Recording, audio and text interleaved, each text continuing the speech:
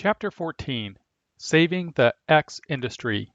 And the same time there arose no small stir about that way. For a certain man named Demetrius, a silversmith, which made silver shrines for Diana, brought no small gain unto the craftsmen, whom he called together with the workmen of like occupation, and said, Sirs, ye know that by this craft we have our wealth. Moreover, ye see and hear, that not alone at Ephesus, but almost throughout all Asia, this Paul hath persuaded and turned away much people, saying that they be no gods, which are made with hands, so that not only this our craft is in danger to be set at naught, but also that the temple of the great goddess Diana should be despised, and her magnificence should be destroyed, whom all Asia and the world worshippeth. And when they heard these sayings, they were full of wrath, and cried out, saying, Great is Diana of the Ephesians. Acts 19:23-28. The Apostle Paul unquestionably preached that idols are not gods. Unquestionably, the silversmiths at Ephesus were at risk of suffering reduced demand for their output.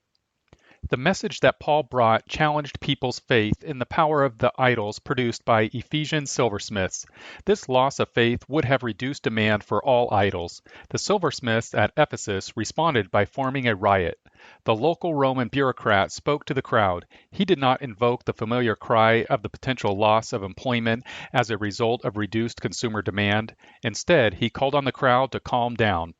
And when the town clerk had appeased the people, he said, Ye men of Ephesus, what man is there that knoweth not how that the city of the Ephesians is a worshipper of the great goddess Diana, and of the image which fell down from Jupiter? Seeing then that these things cannot be spoken against, ye ought to be quiet, and to do nothing rashly. For ye have brought hither these men, which are neither robbers of churches, nor yet blasphemers of your goddess. Wherefore, if Demetrius and the craftsmen which are with him have a matter against any man, the law is open, and there are deputies. Let them implead one another. But if ye inquire anything concerning other matters, it shall be determined in a lawful assembly. For we are in danger to be called in question for this day's uproar, there being no cause whereby we may give an account of this concourse. And when he had thus spoken, he dismissed the assembly. Verses 35-41. He instructed them to bring any charges against Paul to the court. He invoked the rule of law. He had in mind Roman law, but the same principle of law had long been the standard in Mosaic Israel. One law shall be to him that is homeborn, and unto the stranger that sojourneth among you. Exodus 12:49. The judicial principle of the rule of law means that the civil government must not create special interest legislation that favors one industry over another. If an industry begins to suffer a decline in demand because of changing beliefs or changing tastes among the masses of buyers, the state is not to intervene to defend it. The official did not call on Paul to cease preaching, nor did he offer a direct subsidy to silversmiths involved in manufacturing idols. It would be better for customers and taxpayers today if the modern state adopted the same hands-off principle. 1. Owners. There were owners of silver who had developed a steady income by selling idols. They owned tools used in their trade. They also possessed certain skills related to their craft, which included knowledge of the free markets for idols. There were also secondary owners, people who owned silver, people who rented space to the tradesmen, and people associated with transport. Then there were people who owned money. They were potential buyers of idols of Diana. They possessed the most marketable commodity, money. 2. Window. There was a market for these idols. This means that there were frequent sales. It was a predictable market within limits. But Paul's preaching was perceived by one silversmith as a threat to the entire guild of idol makers. He worried about unemployment because of this shift in consumer demand. He was not sure what could be done, and so he led a chant, Great is Diana of the Ephesians. What effect that would have on the market was unclear. If potential buyers decided not to buy, what could the guild do about it? Customers were in control of their money. On its own authority, the guild had only this tactic, better preaching. A brief riot would solve nothing. It was clear that the members of the guild would henceforth invest less in future production unless public opinion changed. Looking to the future, demand was likely to fall. Customers would bring negative sanctions against the guild. Lower sales would reduce market prices for the idols, greater supply than demand. These price signals would convey accurate information. falling demand. The economically rational response would be to reduce output. There would be layoffs in the industry. At least one guild member understood this. 3. Stone. The Roman state at this time did not move to call a halt to Paul's preaching. It did in AD 64. In modern times, the Guild would send its full-time team of lobbyists to Congress. These specialists in persuasion would invoke that most effective of all calls for economic intervention to save a contracting industry. Save jobs. If the demand for any consumer good falls and the industry is facing lower demand and lower profits, the industry warns voters that its demise would be a disaster for the job market. Think of the jobs that will be lost if the government does not intervene immediately. Hazlitt began the chapter with these words. The lobbies of Congress are crowded with representatives of the X industry. The X industry is sick. The X industry is dying. It must be saved. It can be saved only by a tariff, by higher prices, or by a subsidy.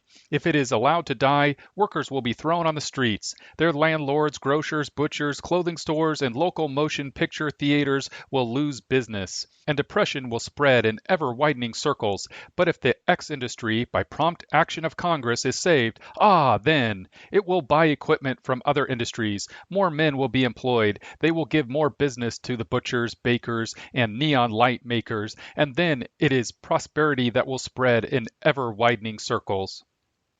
This strikes fear into the heart of any politician. Unemployed workers are far more likely than employed workers to vote for his opponent in the next election.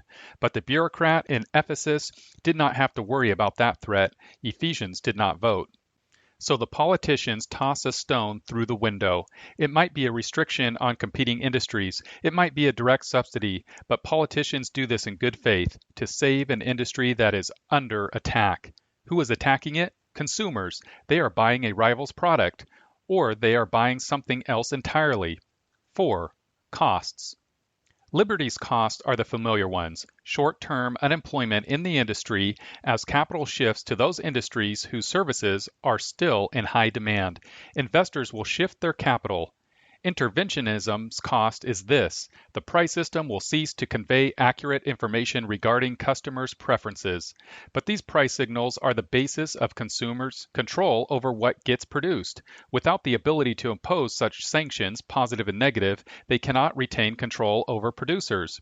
The intervention reduces the economic authority of consumers. It transfers authority to the politicians. Then there are these costs: forfeited income for producers of services that customers prefer. They will not make profits. They will not purchase raw materials or build new production facilities. They will not hire workers. There will be less innovation. The protected industry does not need to innovate in order to retain customers. Taxpayers will lose if the subsidies come straight out of the national treasury. Hazlitt reminds us of cause and effect.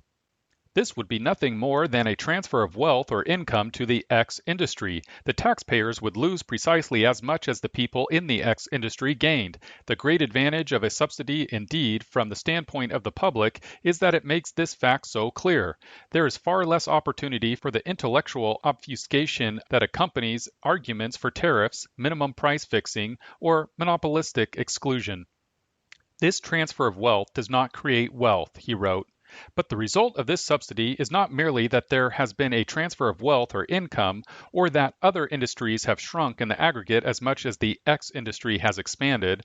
The result is also, and this is where the net loss comes into the nation considered as a unit, that capital and labor are driven out of industries in which they are more efficiently employed to be diverted to an industry in which they are less efficiently employed. Less wealth is created. The average standard of living is lowered compared with what it would have been. The intervention does not merely equalize wealth, it lowers it. There is also this cost: a loss of faith in the principle of the rule of law. The new rule is this: success is penalized, failure is subsidized. Then there is this: foreign producers will gain international markets. The subsidized industry may not have to compete domestically, but it must compete internationally. It will lose its competitive edge. The influence of the industry will not reach its potential. New products, new production techniques, and new marketing techniques will give foreigners an advantage. In this case, Hazlitt made a mistake. It is probably the biggest mistake in his book. He assumed that the subsidies are used to save dying industries. After all, this is the justification. In fact, the subsidies go to the most successful industries.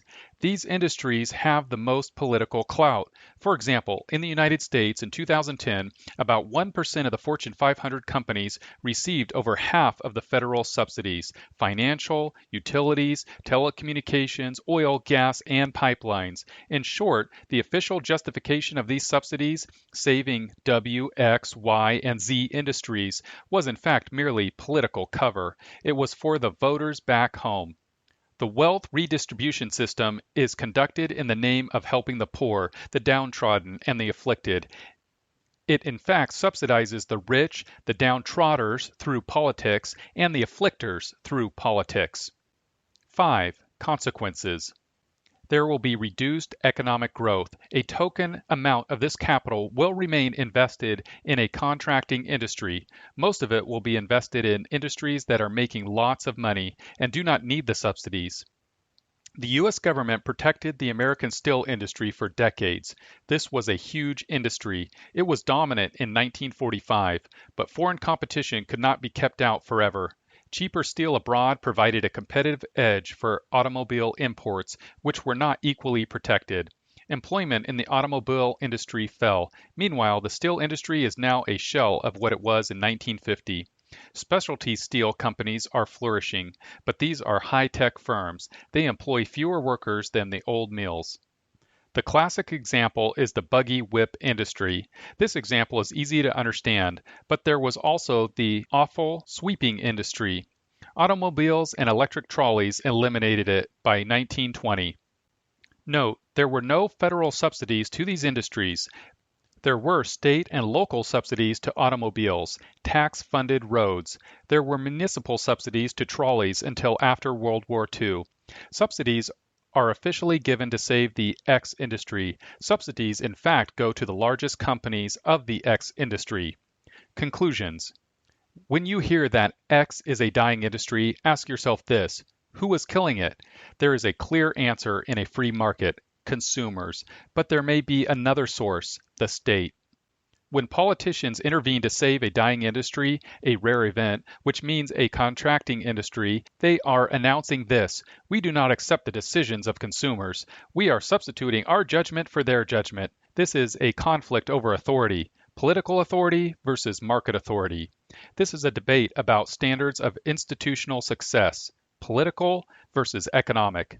The currency of the political realm is votes. The currency of the market realm is money. Hazlitt's conclusion is on target. Paradoxical as it may seem to some, it is just as necessary to the health of a dynamic economy that dying industries be allowed to die as that growing industries be allowed to grow. The first process is essential to the second. It is as foolish to try to preserve obsolescent industries as to try to preserve obsolescent methods of production. This is often, in fact, merely two ways of describing the same thing.